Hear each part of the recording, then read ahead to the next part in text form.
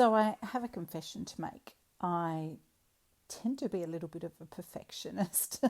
When I was studying my hypnotherapy program, my teacher gently mentioned it to me, and then I argued with him because I didn't like to be labelled and didn't really consider myself a perfectionist. But, over time I've realised that I hold myself to a very high standard, and I know that I'm not alone when I speak about how sometimes, no matter what kind of success we're experiencing, or how well we're doing in life, or how much others perceive us as being a huge success, I've noticed that the person that gets in the way of us really expanding into our full potential and really living the life of our dreams is moi. And we can sometimes see that disguised as, sabotage. I've been told that there's sometimes programs that I've had where I'm running fear of success, and it sounds quite unusual. Like, why would I not want to succeed, or why would there be resistance there to achieving? And I thought as I started this podcast that I wanted to spend time writing scripts and getting, a proper plan sorted out. And after nearly 20 years in my business, I kind of realised people actually deserve the uncut version of me. And coming to, the realisation that polished and perfect isn't actually real and honest. And the one thing I've learned over the last 20 years of working within spirituality, and also, working as a businesswoman, is that, when I've experienced the greatest connection with my Reiki clients or my channeling clients, it's when it's been through open, honest connection that comes through, sharing and being a little vulnerable, and also while listening and attending to my clients' needs. It's kind of having them realise that the wisdom that I'm able to share with them comes from, living and having experiences that, have been challenging, and, kind of discovering and sharing with them, what it was that I did that allowed me to change and grow and expand beyond my own limitations. So just in starting this podcast, I've changed the name a few times. The first name I came up with was Higher Calling, and I literally had it drop in, and I kind of thought, that's what I want this channeling podcast to be all about. I want it to be about giving people an understanding how they can tap into pure potential, and how we can access high-level guidance, and how we have this well of unconditional love on tap that we can tune into at any minute of any day, and know that we are unconditionally loved. And then I remembered a conversation I had with one of my best friends many, many years ago. I'd just completed my first group live channeling session and overcome a huge amount of fear.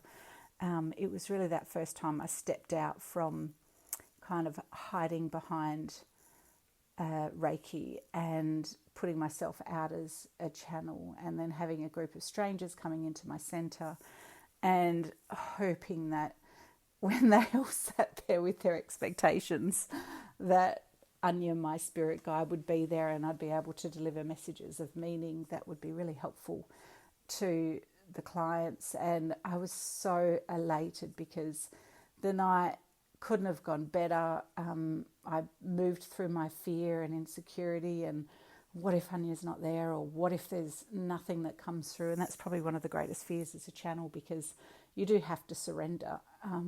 But the human mind doesn't like surrender. It likes control, and it likes to know, especially if you're going to put yourself in front of an audience, that what you're going to say and what's going to come out of your mouth doesn't sound stupid.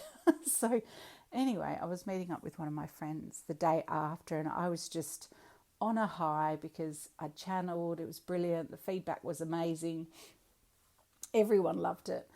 And I said to her, "Oh, do you want me to bring through Anya?" Like, I was almost, to the point where I just wanted to show it off to everybody. And she looked at me and she goes, "No, I don't want to hear from Anya." And I'm like, "What do you mean?" Like, I was kind of shocked. I'm like, I've got this being of light on tap. Like, I couldn't believe she didn't want me to channel for her over lunch. And she said to me, I'm here with you, Lisa. I want the messy, vulnerable,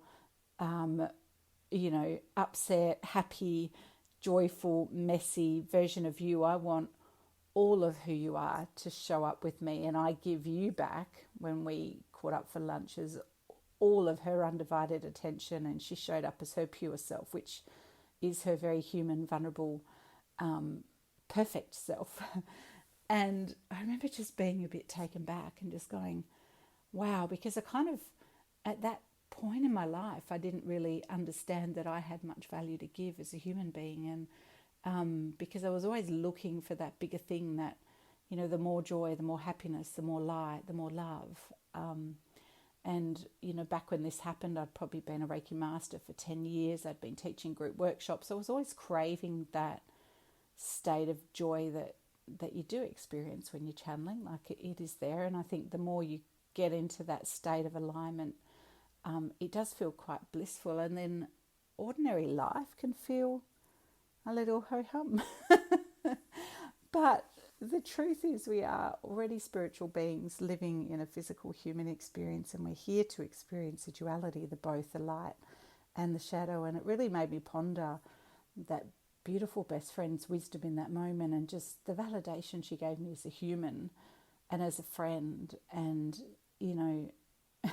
her straight shooting, loving intention to just allow me to be seen, and almost expecting me to just be who I am. And so it is with honouring my beautiful friend Benella, and thinking and remembering that, and knowing that right now I'm just sitting on my bed. It's a Saturday morning. I've been visiting with a Reiki client this morning, and we were talking about setting up my podcast, and in my brain I'm like, I want it to be perfect, and I'm not going to release anything haphazardly or with mistakes. And then I realised, fuck it. You know what? Here's who I am. I know there is a wealth of wisdom that I've got to share with you. My beautiful light workers, light leaders, whatever you want to call or identify yourself with, healers, or just people that are interested in spirituality and in evolving and in learning tools and techniques that can help you just live a happier, calmer, more peaceful life. This podcast, I have decided to change the name. It started off with being higher calling, to connecting with spirit, which to me is what all the juicy stuff is that I want to speak with you about. It's about channeling. It's about mediumship. It's about the stories I experienced when, I'm going to share with you when I first encountered spirit, and had a conversation with a boy who had passed over, and also healing and releasing blocks and challenges, and what it takes to run a successful spiritual practice. So all of these things and more, I'm going to be bringing to you as I start to begin, without fully understanding what I'm doing, and knowing that over time it'll get smoother as I go. So if you're on the journey with me, thank you. I'm so grateful to have you here. If you're a past student or client of mine, thank you for joining me. If you love what you're hearing, please share it and help me to get this message out, and we will grow and evolve together. So I look forward to sharing. So thanks. Signing off. Lisa Brandis here. See you later, guys.